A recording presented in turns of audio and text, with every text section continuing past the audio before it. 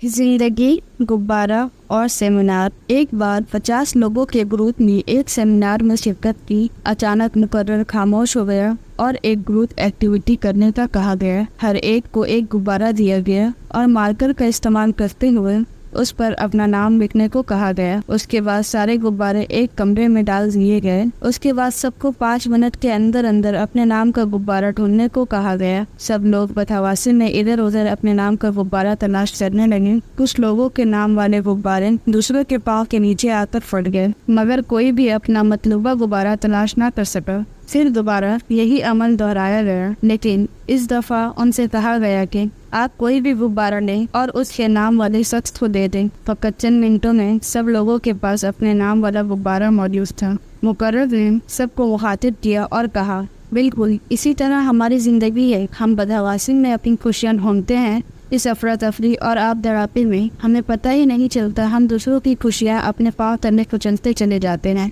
हम लोग ये नहीं समझते हमारी खुशियाँ दूसरों की खुशियों से वाबस्ता है। दूसरों को इनकी खुशियाँ दे दें तो हमें बआसानी हमारी खुशियाँ मिल सकती है, और ये ही हमारी ज़िंदगी का मकसद है।